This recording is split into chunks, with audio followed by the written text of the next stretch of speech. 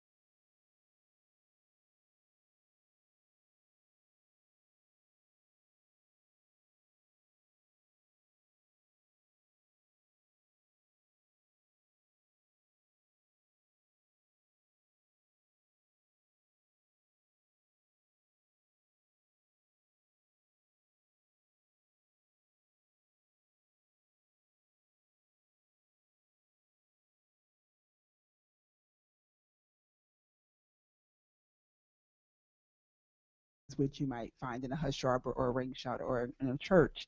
And I learned about Moses Hogan's, who was a composer and arranger who died several years ago. He's one of my favorite arrangers of the spiritual. So I just felt really like, wow, I can't believe this chorale that I really respect is contacting little old me in my mind to ask about some of my choral compositions. So in the context of what it means to be a composer as well as an artist and a performer, um, I just, I don't know how you all feel, but the, composer has a lot of baggage around it, what it means to be composer and who has the authority and the right to claim that position. And so, um, I think I was just so excited just to have someone who doesn't know me, someone who's completely outside of my circle that I had researched in an organization and a creative entity that I respect to contact me as composer and not just to come and sing, which I love to sing. I mean, I am a vocalist, but yeah, I think it's just taking up space, which I think is important for a lot of us to take up space and to just say I'm here and how I represent and all the ways that I come into the world. This is who I am and this is how I define myself, and other people are also defining me that way, which is why I was excited that I got a chance to be a part of this festival as a composer. The first time I was a performer for the John Cage apartment 1776, and that was a great experience. But I'm nervous and excited to be able to present my work. And in the context of new music, it's just a different community. I mean, I'm a little bit in it because I do a lot of the avant-garde. I've collaborated with Robert Ashley, and I've done all the biennials for the performers, and I do a lot of sound installation and performance art. And I did Ecstatic Music Festival a couple of years ago, but I'm still becoming known in this world as a composer. So I'm nervous and excited, and yeah. So I hope that answered your question. Well, I'm absolutely. I'm curious, Paula, if you've ever had that kind of questioning of identity or that kind of awareness of your identity as a composer, or if that's a term that you've more and more comfortably throughout your career.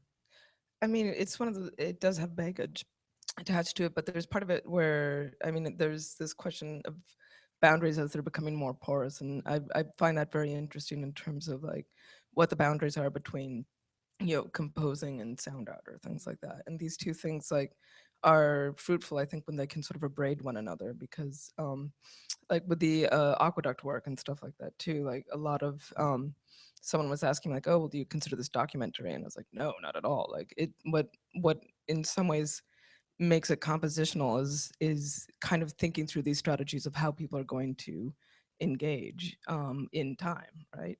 But then there's also something inherently collaborative about that, and those sort of, which again sort of that's a sort of boundary that has been subverted for so many decades now. That's just like happy to extend it. And like part of what I think was fantastic about working with Dither, Mantra, and Philip is that it's an ensemble where like 95% of the people involved with it are also composers. And so, I mean, I think it's partly that what's interesting is that this what used to be this kind of binary composer performer, I think, has become much more porous now. And part of that too is because so many people are really integrating composition as part of their practice of music making in general. And that's partly too because of the instrumental practices, but also I think also partly because a lot of people are engaging with technologies that cause them to reach outside of any kind of hermetic musical sphere. But what about this idea that Imani brings up of the kind of the privilege of being able to use the term composer? I mean, you have many degrees, and you have an academic position, and I'm just curious if I ask only because I went through the same kind of metamorphosis, I would say, as you did, Imani, being someone who kind of my training is as a musical performer, and when I arrived in New York, I tried to do everything I could to not be a composer. And it's only actually been in the past few years that I've actually started to be comfortable with the term. I found the term kind of problematic, and I always wanted to, just as you were talking about this kind of engagement, I felt as though there were ways in which we could engage with audiences and culture that could maybe supersede the idea of composer, or maybe even improve upon it. So but then I kind of came around to it eventually, and now I'm very comfortable with the term. So I'm just kind of curious, knowing all the kinds of work that you do. I'm really curious about how what's so special about being a composer now that those boundaries and these these membranes are more porous. The armor horse. I mean, I think it's a question of how you enact the term to a certain extent. You know, like I teach at Wesleyan University, where like these boundaries are always being pushed. You know, but if I were at there are other institutions which are very like fine with the composer with the capital C kind of designation. And part of, you know, and it was funny, I was talking to some designers about this. I was like, oh, composer with a capital C. He's like, I'm a composer, you know, like then like people kind of know what you're talking about because it's normative in a way. And I think that is something that, you know, like a lot of the things that I've really enjoyed doing, like were things that were completely unfunded. We're just like, hey, let's try this. And then, and they're totally impractical. And like, there's no thought in that case, which is really just like, I'm doing this as a composer, like, because then that makes a role that in some ways that I have to fit. Whereas if I think about it, oh, I just want to do this because I'm interested in this, and there are these great people around me, and I want to try out an idea, then there's a motivating factor there that, you know, doesn't necessarily have to be bracketed by a role per se. So the motivating factor for you goes beyond your own role as a composer. You're more interested in the culture that it creates than your particular role in it and the title you'll receive for being the architect of that culture. Is that a fair way of putting it? What's your agenda? What's your agenda with making the work you make? And maybe I would put that to you, Imani, as well. Yeah. And Randy as well. And Randy as well. I also want to get. I also want to get Randy's take, because you have come to your definition of composer through a very DIY terms. Sure, I have. Yeah, absolutely. I mean, you know, I want to get back to you too. Yeah, I think one of the things that is interesting for me about all of us is that we are composer performers. We are all perform in our own pieces. I mean, you were performing on Tam Tams, and you'll be singing, and I'm singing, and it is that permeable nature, and we are making this work. I think for me, you know, composer is, I guess it's what it is. But for me, I'm interested about creating a situation for us as performers that's communal and that creates something that transcends just the music of it. And so it's a very personal and very intimate experience for us performing with each other. And so it's really, you know, I think it's, the capital C composer just doesn't, you know, I'm not going to write a symphony ever. Like I like the capital C. I like the capital C. I mean, first of all, you know, as a Black woman, it's not like, you know, I can speak from my own experience. It's not like people are running out giving me the right to have that term just because of the history of the baggage I said that comes with composer. So when I claim the capital C, it's not to the exclusion of participatory, but it's also brushing up, it's being subversive against the longer history of how their terms used. So ultimately, I am in alignment with this idea because the traditions I come from have elements of improvisation, elements of engagement in that way. And like, as you said, you know, helping to create an environment that people can engage in. But just to push up against the term and the historical sense, I actually really push it that I'm a composer. But that's just me trying to be, you know, problematic. I like that sometimes. We need that kind of of problematizing. Did you want to respond to my question before we kind of? What is my agenda? Well, I mean, if there is, I mean, I am kind of curious about the agenda of composers. You know, I mean, as I said, you know, speaking personally, you know, I'm trained as a vocalist, and I only came recently to being comfortable with the term composer. But part of my agenda has always been to kind of give a little bit more respect to the voice as an artistic medium and as a compositional medium outside of the realm of language. You know, and a lot of my work has focused on this, and I would say that the agenda is political. It's not without an intense desire to see some kind of change. And I'm curious if there's any kind of anything that you think that we can do as composers that goes beyond what we do writing music to see changes in culture.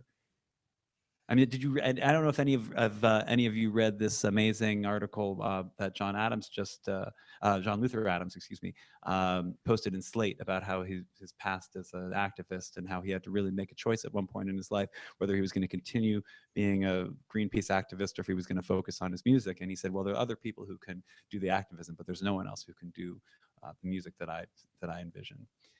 So anyway, I'm just curious if you have anything you want to add to that Well, in terms of your own practice.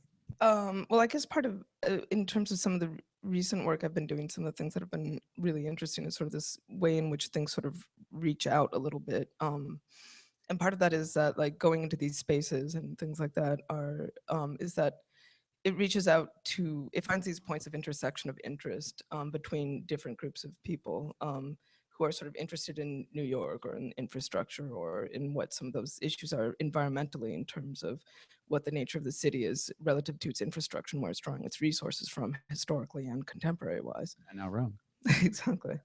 And so, and that has been, the sort of, compositional act in a way in that case, so too, is to try and then, in scare quotes, I guess, is to try and figure out what to allow these sort of spaces for hopeful discussion within that, but that doesn't stand in as like being overly representational because that is not a possibility really. So it's also part of the magic of music that it doesn't have to. Right. It doesn't have to. Randy? As far as an agenda, If you have one, or I mean, I know a little bit about your upcoming project with recording bodies of water, and, Right, and yeah, I'm just yeah. curious about how we see this process that we engage, where we engage with sound, and then how that has some kind of a corollary to the world we live in. Sure. I mean, I think, for me, it's always been a really interesting experience to be a collaborator and to work with people, and I think that's really what it comes down to. And part of this project with water is to sort of experience what the historical significance of that is and how you can sort of trace the history of sound and what we experience through water, which is such an important part of what we do. I mean, your work with aqueducts as well, there is that aspect of it. It's very central to us, and water has been a theme that I've been working on with for a long time too, since my piano piece Aqua, which was really dealt with sort of the sound of water and sort of cleansing of water. And I think for me, I don't know that I necessarily have a sort of political agenda with my work, except for that I do feel that time needs to be taken to experience life in a more stoic way, I guess, and I had someone ask me recently why my work is so long, and it was just that it's how long the ideas take to manifest themselves, and that when it's about this slow unfolding of an experience and those moments of magic when a new pitch comes in or whatever the experience is, that changing people's time scale and allowing them to escape from the natural world and is sort of very important to me, I think, in my work. So if that answers. Yeah, I want. That's amazing, Randy. Wow, that's cool. Yeah, I guess I didn't read the Slate article, but I don't feel like you have to make a choice to be an activist or a composer. There's a long tradition of what they call cultural workers, people who actually are how music is embedded within activism and revolution and resistance. The civil rights movement, the music was just as important as the rallying and the Nina marching. Simone. Nina Simone. All over the world, people use music to support protest songs from South America and on and on and on. So anyway, I don't know this composer you mentioned, but I would like to hear the work, and I wonder if it's still embedded with some of the activism that he was doing when he was working with Greenpeace. But for me, it definitely is a part of it. It's not, my agenda is not always revolution, but I'm always interested in how to have a revelation within myself that I want to share with the people I'm working with and also the audience. Like how can there be some type of circular exchange, which is why I'm really interested in what you were saying about this kind of making people kind of not making it and say that, but like you're kind of like creating an opportunity for people to be really present. And I think that is the agenda that I'm trying to go for. Once the composing is done and the work and all the stress of the rehearsals and getting ready, when I'm actually doing the piece and delivering it to the people, how can I be as present and how can I help create the environment so we all can be where we are? Do you want to talk about your piece that you'll be performing next week in relationship to that? Is that something you can share a little bit about? Yeah, I can. I'm still getting everything together, but yes, it's called anyway, it's called Conjure Woman. I am really, really thankful to have been able to be a part of the festival and to have the just this as artists. Living in New York, I find it's hard to carve out space to say I'm going to try this new thing and to have a timeline, a festival, a Randy saying, "Come on," it's very helpful because it allows you to sit down and to create the space so the work could come through you, And so for me, Conjure Woman, it's about it's me exploring the tradition of African American quilt making, which is out of the lineage of a West African Mande textile tradition. And I come from a family of quilt makers, and the Black American tradition has its own special histories. There's mythologies around quilts being used along the Underground Railroad to help people find their way to liberation. Some of the quilts were also protective amulets that you used to wrap to protect you in this kind of mystical way. And then the practical way of just warmth. And the idea of just taking these scraps and these strips of material, what look divergent, and creating something that's whole, but still has this kind of collage or bricolage kind of feeling to it. So and Conjure Women are they're like mystical women who literally make something out of nothing. And I feel like humans in general, that's what we do. We sit around and why do we have this festival? Because people were sitting around, I want to do a festival. And then here we are doing a talk. So it's like, how do we manifest something from just an idea? And so Conjure Woman is about the power, infusing the power that we all have to call forth what we want out of what looks like it's not there. And also to honor this kind of polyrhythmic, multi-layered vocal tradition that I'm from as a Black American. I just wanted to, and then the last thing I'll say, I will be using some text talking about my childhood in rural North Carolina. I'll be using a traditional Navajo prayer as we walk in beauty, and a line from Toni Morrison's Song of Solomon, which is kind of like, the actual line is longer, but I put all the ... It's like, the singing woman wrapped herself up in an old quilt, her eyes fixed. She sang in a powerful contralto. So this idea of someone who was a seer in the book wrapping herself up in this quilt, just all the layers just really intrigued me. And so we'll see what happens. I'm really excited, but we'll see what happens.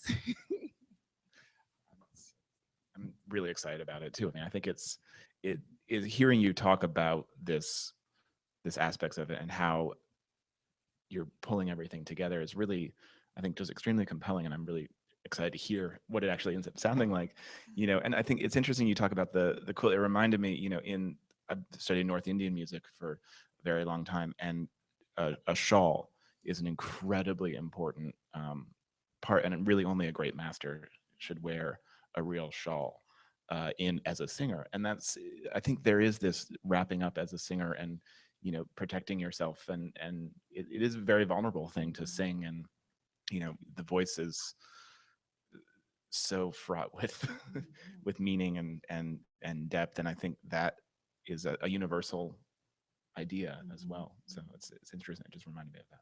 That's good. Well, I didn't know about the shawl. I didn't know about the shawl. That's deep. Do you want to talk about your piece last night in relationship to some of your ideas of engagement? Sure. One of the big pieces that was for dither, mantra percussion, and Philip White, and then 2 reel-to-reel players, and part of which was Dana Jessen and Dexter Dine. And one of the things that we that I was really interested in was sort of what these intersections were between sort of these historic pathways and contemporary sort of life in Rome. And so, part of that began here in New York, really, because that was where I started. I was kind of in this question of like, how does, well, okay, I'll try and make a long story really short. So Take your time. We're here. We are present. This is for Present, us. yes. This is for us. We got 8 hours, child. We fine. I missed my flight. Who knows, No, well, because I was really interested in that Atlantic Avenue tunnel, which which has been resealed again. But Bob Diamond, who was an urban explorer, rediscovered the tunnel in the 1980s, and it was originally built in 1844, and it was the world's first subway. And so it's like this question for me in some ways about um how does the city forget itself, like how, and like what is the sort of knowledge of the city and its own sort of underground support, but like within that, when you go into the tunnel, it's a beautiful brickwork. It's but part of it too is that all the rails were ripped up, and so it's also one of those things where it's a tunnel, it's just a tunnel in a way. And so it's kind of interested in a way, the ways in which sort of the narrative of that space, the history of that space in some ways causes this other modality of reading in a way, of sort of like, colors how we take that space in a way. And so then that sort of and then there's one wall actually, which I remember recording, and you could hear this really low pulsating rhythm coming through it, and it was because the cars overhead were driving by, and that was transducing through the wall. And it was like that thing that, it's this interesting thing to me about this sort of kind of underground treasure in a way, but then like hearing the life above that was something that I found really like, yeah, beautiful. And so it was then interesting as well socially, because Bob Diamond was such a strong advocate for that space. Like a lot of the pieces that I've worked with in this case like have voices all over them, because usually when I'm there's a social element to it where I'm working with people, and then they become part of that process as well. And so and that's part of what I've been encouraged by in some ways too, in this question of engagement, is that there are these nice intersection points and entry points, I think, for people from many different disciplines, because the city does mean something to them, or this like environmental issue does mean something to them. And that has been, it was kind of unexpected, to be honest, but it's been something that's been very exciting about it. Do you see that piece developing in a way that expands that vocabulary beyond sound? Or do you think it lives exclusively as something that's in the world of sound? Well, it's You said it's not a documentary. Exactly. No, and I mean, because I was thinking about that, because part of it is this question for me is these spaces exist. And so it's this question of like, we can go to them, and there's part of me that, doesn't necessarily want to just put on a reverb on something. Like I want to go to the space and have that interaction. But part of it as well is that feeling that sound is this other way of being in the space, being in time, seeing, or, really feeling something different in a different way. But it doesn't take into account the smell, the humidity, the darkness, and all these sort of things that are really, part of the sensory experience and part of what make the space, in my case, sort of magical. You didn't talk about the piece you'll be playing next week. You talked about some future projects. I did, but yeah. So the piece this next week is sort of the latest iteration of the piece that I've been performing every year at this festival. And it's something that has really developed alongside the festival and has taken now 6 years to really become what I think is the most powerful statement of the ideas that I'm working with. And we sat down this year and a lot of my work was really concerned with delay lines for a long time, because I'm very interested in memory and how that works as a, like you're talking about with the sort of power of the space, and that, how what we remember affects us. And we sat down this year, and I've got 2 cellists, and they've both played the work before. And it's an incredibly personal work. It's all improvised, it's all full, and it just it was enough. It was the right thing. And we started rehearsing without our delay lines, which we had never done the piece before without delay lines. And it just brought so much clarity into what this world is that we're working with. So there's still the sine wave drone, and that I've developed this year as well into something that is reminiscent of how a tambura works for me, and it serves that same function. It's the fabric that we pull our sounds from, and then it's just us performing. And it's really, for those of you that have heard the piece before, it will still seem familiar, but it's really completely different. I, every time I do a sort of new version of my work, I give it a new name. And I didn't this year, but I'm almost wondering if I maybe should have, because it does feel completely different. But we're actually playing from the same score that we had last year. And so it's, it's an interesting experience for us as performers, because it is so dependent on the people. And so there's a slightly different set of people this year, and it feels different than it did last year. And that's, for me, I think what's really interesting about creating work in this way is, one of the things that I love about Cage is that a lot of it can't be experienced the same way again. And I think improvisation does that in a different way. And so the piece is kind of it's a raga, I would say, and it follows the ideas of how a raga is put together, except for it's not a raga. If that makes sense.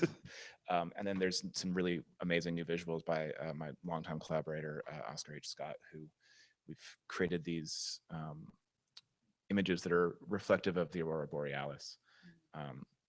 As a young teenager, I would go up into the mountains in Colorado and in the middle of the night and just sort of look at, you can see the Milky Way. And that sort of space, I think, was really influential on the space that's in my work. And so we've been every year sort of refining and trying to get to this place where it feels like you're under the stars listening to something otherworldly. So that's what we're doing this year. Cool. So changing the subject somewhat, or just a slight little bit, you mentioned that there'll be some Cage. There will be some Cage. There will be some Cage tonight. And there has been some Cage every year for the past 6 years. And I was, while experiencing your concert last night, I was really overcome by the feeling that I was experiencing something that was part of a long and hallowed tradition. And I'm curious about you, Imani, and all three of you, what traditions you come out of. And then if we can kind of take another look at that idea and think about what it means to be in a festival that's called the Avant Music Festival, and what we are actually avant of, or perhaps what are we après of. So maybe start with Paula, but I'd like to talk, Imani, about this as well. So what inspires you? What traditions do you feel like you're coming out of, and maybe where are you taking it?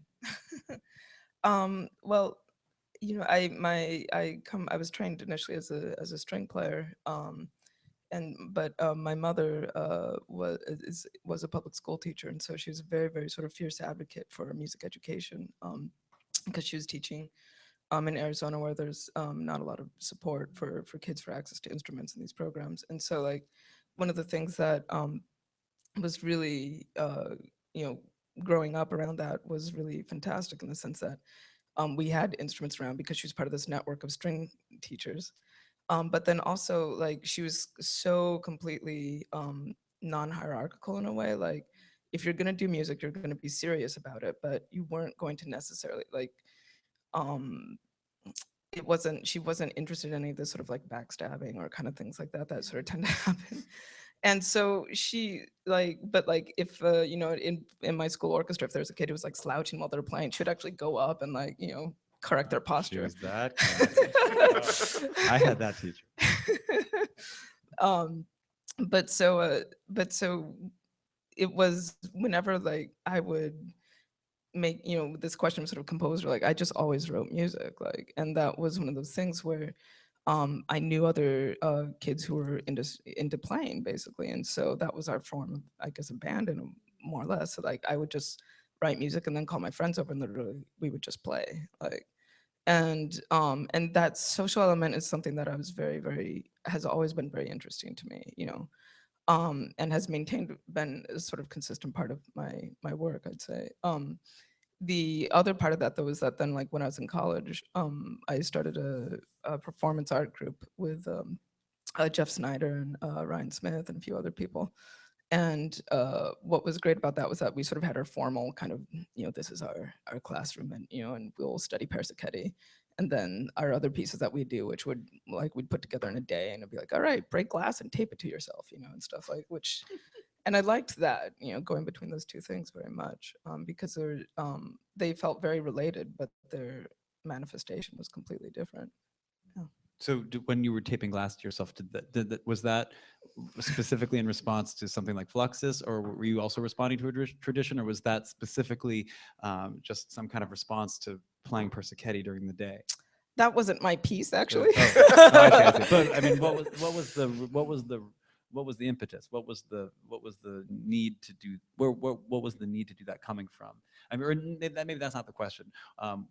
Was it a response to another tradition, or was it an immediate response that felt distant from a tradition? I mean, not in my own work with that group. It was usually that there's it was less, I would like to claim some sort of response to a tradition, but like, we were 19, we didn't know that much, you know? So like, a lot of it was extremely just like wanting to try out an idea and then trying to get it to work. And then Fluxus wasn't really as much on my radar as this thing. I mean, this was before I really had a computer and access to internet or anything. So like, once I became aware of that tradition, it was like this, like, oh my gosh, this exists, and then like eating all of it that I could, you know. But you know, I think I kind of liked the innocence of those ideas. Like, for the person who wrote Ryan Smith, it was his piece, and that he wrote where it's a very old piece now, but like where he broke glass, and I did vocals, which was me like screaming for most of the time. And most people know that I'm a pretty quiet person, so it was like this very ulterior personality. But like, being able to do that, like have that, just, this is what we're going to do, and we're going to do it without necessarily being totally self-conscious, was a wonderful state of being. And can you, now that we've talked a little bit about where you're coming from, can we talk about where be going? Where do you see that kind of the tension between those two sonic or performative realities? Where do you see that manifesting in future work? I mean, what are the pies in the sky? You know, the concert just finished yesterday. Well, here, let me ask the question maybe a little bit more realistic terms. So obviously your tenure at the Academy is going through the rest of the year, and you obviously, so I assume that there will be other projects that will be the culmination of your work there. Can you share a little bit about any of those? Or Well, part of it is that, I mean, I have my curiosity a little bit is to sort of go back to specific places and really spend time there. And then I don't, you know, I have some pieces that I have to write that I'm looking forward to. But, you know, part of it is, you know, going to certain places where I didn't have the time beforehand, because I was really trying to cast the net wide and go as far as I could, and then come back into the city with a lot of this process. And, you know, doing that since September, like, I only started learning Italian to do this project, you know. So it's been really ambitious. And then now that it's come to this point, like, part of me wants to go back to some places and really kind of spend a lot more time there to sort of see and hear like what's possible in terms of the sort of sonic dimensions of the spaces. cool. Imani, what traditions inspire you, and where do you see your own practice taking those? Well, for this piece, I'm inspired. Well, I'm happy because it's a string quartet and 4 voices and flute, and I'm just excited to. I haven't written specifically for string quartet. I mean, I did a piece for Aesthetic Music Festival for a chamber ensemble, but this is a little bit more intimate, and it's, you know, it's yeah, no one's conducting it in that way. So I'm excited about that. As far as traditions, I feel like, well, I'm influenced by my own cultural traditions, African American. I'm from rural North Carolina, so those kind of, like I said earlier, the multi-layered harmonies, the polyphonics, polyrhythms, using the voice, the melisma, using bending the notes and stuff as a way to evoke emotionality and hopefully to create a space for some transcendence or some type of spiritual quote unquote experience. It's important to me. I feel like people I'm influenced by are like Alice Coltrane, and Dr. Undine Smith Moore, who is a Black American woman composer and professor, Mary Lou Williams, composer. Fluxus, performance art, John Cage, all these different, Bjork. I feel like all these different types of things really help me give myself permission to just experiment. I feel I'm looking inside of myself, but I'm definitely looking for reflections. And speaking of screaming, Abby Lincoln had a piece that she collaborated on with Max Roach called the Freedom Now Suite in the late 50s. And it was, there's one piece called Triptych, and the opening piece is her screaming, literally, while Max Roach is playing drums. So those types of things, that made a big impact on me. Like, wow, I could just scream, and that's art. I can just, and I'm not quiet child. So, I was like loving it. I'm like, so I'm also very, very influenced by visual culture, like, visual artists really captivate me. I've been really obsessed with Sister Gertrude Morgan recently, who's a visual artist. She's from Alabama, but lived in New Orleans. She's what they call a quote unquote self-taught outsider visionary artist. But she was a street preacher, and she would be doing these spectacles in the French Quarter. So I am very much interested in performativity and spectacle, and as well as, Carrie Mae Weems, and I can keep naming people who I'm influenced by. And Robert Ashley he really did something for me when I had the honor of working with him, because the piece, which was that morning thing, and I had to count. And it was the first time as a vocalist that someone was like, it's not about the melody. It's like, how do you translate a mood, a tone, a story, energy, just by counting? So it was a lot of work. It was hard. I had dreams about him visiting me. I loved working with him for that. But so my influences are still being drawn upon. I feel like I'm still trying to find some influences. And I do want to say what you said about a city forgetting itself. That's deep. I'm gonna meditate on that, because I feel like in general, and at least in our country, I feel like we have a lot of forgetting of ourselves over and over and over again. I think throughout the world, but I can definitely speak as an American. And yeah. Randy? Well, there's I guess the sort of obvious traditions that I come from are, the early 60s, really sort of aggressive minimal tradition that was really founded by my teacher, Lamont Young. And that tradition in the 60s of sort of creating your own group and just doing it is, I think, really been extremely influential on not only how I create my own work, but how I run something like this, or how I think about putting together anything that I put together. And I think, people have been creating their own groups to perform work forever. And I think that is a really powerful and important tradition. I was a percussionist for a long time. That was my training. And I think I'm sort of railing against the percussion tradition in a certain way. I haven't written a rhythm in a really long time. And I think that tradition of really sort of highly notated, exact music writing tradition, I think, is something that I am working with or against, depending on what makes sense. And I think I'm not sure what the tradition necessarily would be, but I think this idea of a totality of experience, and whether that's, thinking about, performance as like Fluxus and Cage's happenings and these sorts of ideas, I think I try to create a experience for someone that comes to hear my work that transcends just the music that we happen to be performing, and it's about more than just music, I guess. And I think that tradition of sort of multimedia performance and how that can really, I think that helps to bridge the gap between, you know, kind of the average person and scary new music, is to make it an event. So I guess, Something more than the sum of its parts. yeah. Good, good.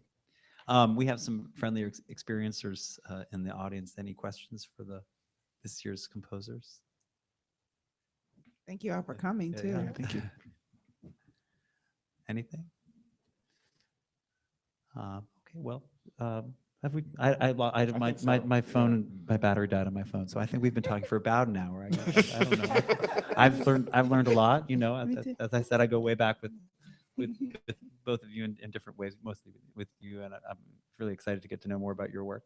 You know, having seen your collaborations with other people over the years, and congratulations on last night, and kudos to you for next week. Good luck with all the preparations, and same to you. And, Thank you. And here's to another Avant Music Festival. Yeah. Yay. So, Thanks, thank you all. Nick. Thank Thank you, you. guys.